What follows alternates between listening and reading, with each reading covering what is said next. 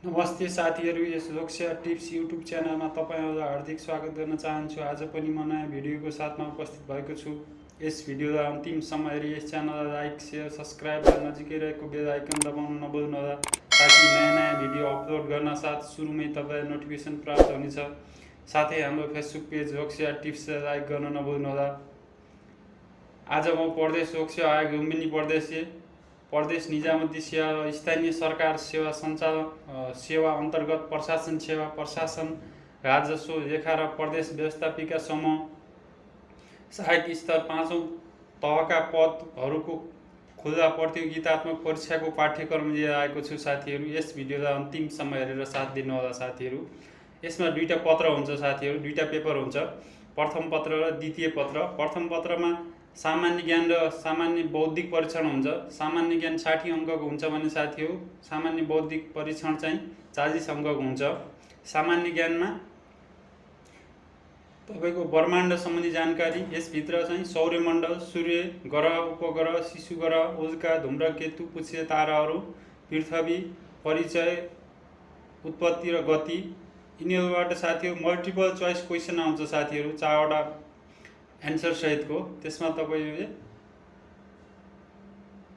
टिक लगाउनु पर्नेछ। त्यसै गरी 1.2 मा विश्वको भूगोल, महासागर, यस अन्तर्गत महादेश, महासागर, ध्रुव, अक्षांश, देशांश, देशान्तर, अन्तर्राष्ट्रिय तिथि रेखा, समय, दूरी, पर्वत श्रृङ्खला, मरुभूमि, भूकम्प, ज्वालामुखी, नदी, हिमनदी, ताल, हिमताल, जलवायु, व्यापारिक वायु, मनसुन। त्यसै गरी 1.3 मा नेपालको भूगोल, यसमा धरातलीय स्वरूपको किसिम, विशेषता, प्राकृतिक स्रोत, किसिम, उपलब्धि र वर्तमान अवस्था, भौगोलिक विविधता र जनजीवन।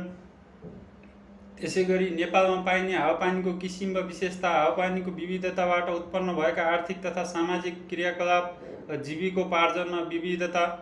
त्यसै गरी विश्वको इतिहास अन्तर्गत म्याग्ना कार्टा, औद्योगिक क्रान्ति, फ्रान्सको राज्य क्रान्ति, अमेरिकी स्वतन्त्रता सङ्ग्राम, रुसी अक्टोबर क्रान्ति, प्रथम र द्वितीय विश्वयुद्ध तथा भारतीय स्वतन्त्रता सङ्ग्राम,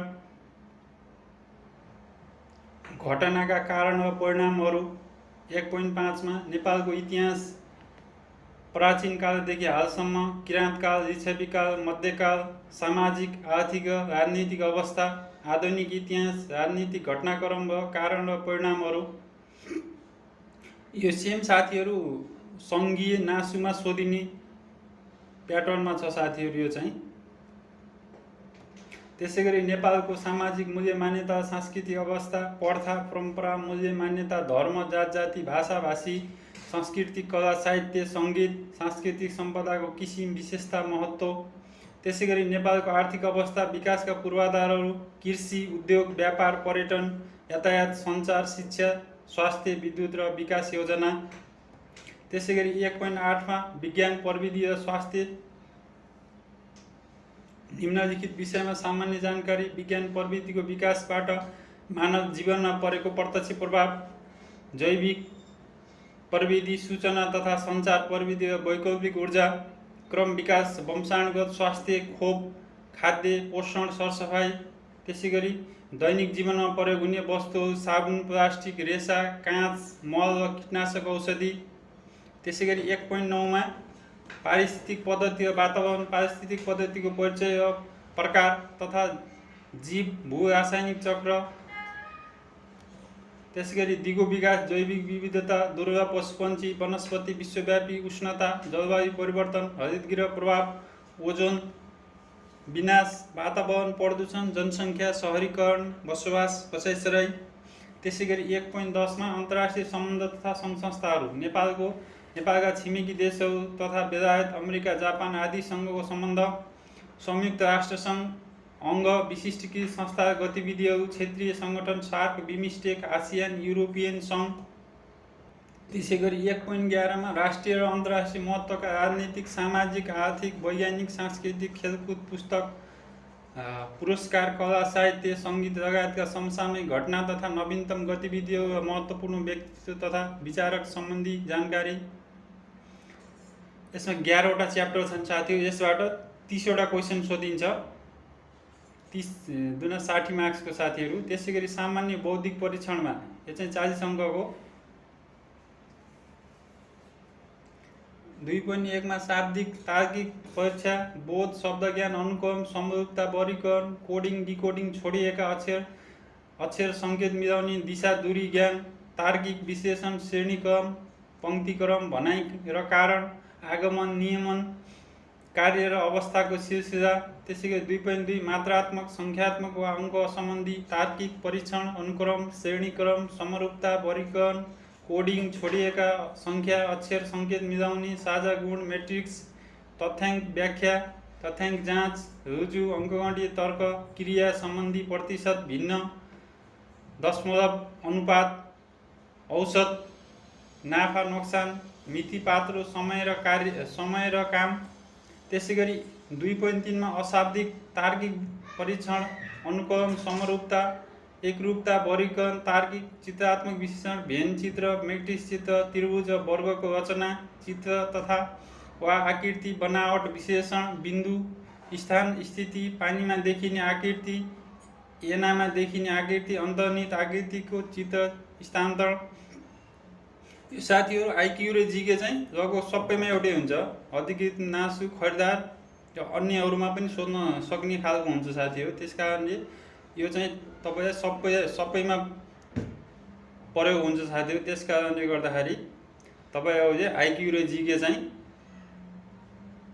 जुनको अध्ययन गर्दा पनि हुन्छ। त्यसै गरी प्रथम पत्र सामान्य ज्ञान र सामान्य बौद्धिक परीक्षण विषयमा पाठ्यक्रमका एकाइबाट सोधिने प्रश्नहरूको सङ्ख्या निम्नानुसार हुनेछ। सामान्य ज्ञान यथासम्भव क्रमशः लेभल 1 र लेभल 1 का 60% र लेभल 2 का 40% प्रश्नहरू सोधिनेछन्। यहाँ दिएको छ साथीहरू 1.1 बाट कतिवटा प्रश्न सोध्ने भनेर एउटा। त्यसै गरी तपाईँले हेर्नु होला भने लेभल 1 का 18 वटा क्वेसन सोधिन्छ साथीहरू सामान्य ज्ञानमा। त्यसै गरी लेभल 2 का 12 वटा क्वेसन। त्यसै गरी सामान्य बौद्धिक परीक्षणबाट चाहिँ 20 वटा क्वेसन सोधिन्छ साथीहरू। लेभल 1 मा चाहिँ 4 विकल्प मात्र भएका सामान्य बहुवैकल्पिक प्रश्न हो भने लेभल 2 मा 4 भन्दा बढी विकल्प हुन सक्ने तर 4 विकल्प मात्र प्रदान गरिएका बहुवैकल्पिक स्वरूपका तर ठिक बेठिक जोडा मिलाउने, खाली ठाउँ भर्ने, कारण प्रभाव सम्बन्धी प्रश्नहरू, नमिल्दो छुट्याउने प्रश्नहरू पनि हुन सक्छ साथीहरू। त्यसै गरी द्वितीय पत्र सेकेन्ड पेपर रहेको छ समसामयिक अध्ययन र सार्वजनिक सेवा व्यवस्थापन रहेको छ साथीहरू। यसमा चाहिँ 3 वटा खण्ड हुन्छ साथीहरू। प्रथम खण्डमा चाहिँ 5 वटा प्रश्न, छोटो प्रश्न र 5 अङ्कको 25। त्यसै गरी एक प्रश्न 10 अङ्कको 35 मार्क्सको हुन्छ साथीहरू खण्ड क। यसमा चाहिँ नेपालको भौगोलिक सामाजिक आर्थिक अवस्था च्याप्टरमा भौगोलिक अवस्था, स्वरूप, किसिम र विशेषताहरू, राजनीतिक भूगोल, हावापानी र जल सम्पदा, स्थिति र महत्त्व, वन सम्पदा अवस्था, महत्त्व र वन विनाशका कारण र संरक्षणका उपायहरू, प्रचलित प्रमुख धर्म, जाति, भाषा, भाषी र संस्कृति, आर्थिक विकासका पक्षहरू, कृषि, उद्योग, व्यापार, पर्यटन, रोजगार, पूर्वाधार, आर्थिक विकासका सम्भागहरू, सार्वजनिक क्षेत्र, निजी क्षेत्र, सहकारी क्षेत्र, योजनाबद्ध विकास क्रम, चालु आवधिक योजनाको जानकारी, जनसङ्ख्या व्यवस्थापन, शहरीकरण, बसाइसराई। त्यसै गरी वातावरण व्यवस्थापन, जैविक विविधता, वातावरण प्रदूषण, जलवायु परिवर्तन र दिगो विकास। त्यसै गरी ज्वलन्त विषय गरिबी, बेरोजगारी, जनस्वास्थ्य, खाद्य सुरक्षा, सामाजिक सुरक्षा, ऊर्जा सङ्कट, सूचना प्रविधि, सामाजिक सञ्जाल, स्थानीय तह, प्रादेशिक र राष्ट्रिय अन्तर्राष्ट्रिय महत्त्वका समसामयिक गतिविधिहरू। त्यसै गरी खण्ड खमा चाहिँ यो पनि 35 मार्क्सको हुन्छ साथीहरू। यसमा चाहिँ 5 वटा प्रश्नहरू सर्ट क्वेसन हुन्छ भने 25 मार्क्सको। त्यसै गरी एउटा चाहिँ लङ क्वेसन हुन्छ 10 मार्क्सको। यसमा चाहिँ संवैधानिक व्यवस्था र सरकार रहेको छ। नेपालको संविधानभित्र नेपालको संविधानका मूलभूत विशेषताहरू, मौलिक हक, कर्तव्य, राज्यको निर्देशक सिद्धान्त, नीति तथा दायित्व, राज्यको संरचना र शक्तिको बाँडफाँड, कार्यपालिका, व्यवस्थापिका र न्यायपालिका। त्यसै गरी 2.2 मा नेपालमा सङ्घीय, केन्द्रीय, प्रादेशिक र स्थानीय सरकार, नागरिकको दायित्व, कर्तव्य, नागरिक समाज, नागरिक शिक्षा, कानुनको अर्थ र महत्त्व, कानुनका स्रोत र नजिरहरू, कानुनी राज्यको अवधारणा महत्त्व, समावेशीकरण र समानुपातिक प्रतिनिधित्व, लोकतन्त्र र मानवाधिकार, सूचनाको हक र पारदर्शिता। त्यसै गरी विद्युतीय सुशासन, सदाचार प्रवर्धन, भ्रष्टाचार नियन्त्रण, भ्रष्टाचार निवारण सम्बन्धी कानुनी व्यवस्था। त्यसै गरी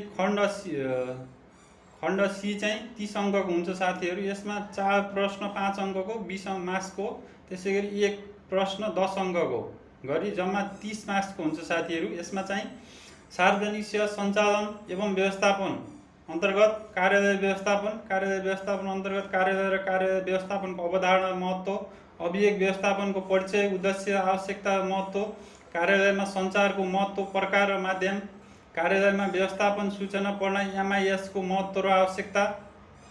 त्यसै गरी लेखा प्रणाली र राजस्व प्रशासन, यस अन्तर्गत सरकारी लेखा प्रणाली, लेखा परीक्षण सम्बन्धी जानकारी, सङ्घ प्रदेश र स्थानीय तहको आर्थिक कार्यप्रणालीको जानकारी, जिन्सी श्रेष्ठता प्रणाली, राजस्व श्रेष्ठता प्रणाली र धरोटी श्रेष्ठता प्रणाली, राजस्व प्रशासन सम्बन्धी जानकारी, सङ्घ प्रदेश र स्थानीय तहको सरकारी बजेट सम्बन्धी जानकारी।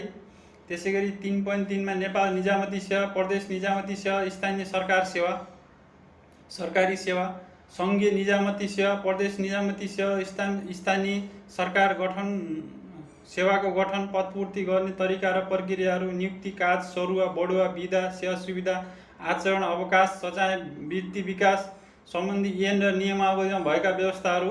त्यसै गरी सङ्घीय निजामती सेवा र निजामती सेवाका जनशक्ति योजना विकास र व्यवस्थापन, स्थानीय तहमा जनशक्ति योजना र विकास र व्यवस्थापन, सार्वजनिक सेवा प्रवाह, अर्थ र महत्त्व, सार्वजनिक सेवा प्रवाह गर्ने निकाय, तरिका र माध्यमहरू, सार्वजनिक सेवा प्रवाहमा सेवा प्रदायकको भूमिका, सेवा ग्राहीको अधिकार तथा दायित्व। त्यसै गरी प्रदेश र स्थानीय तहबाट गरिने सेवा प्रवाहहरू यहाँ दिएको छ साथीहरू।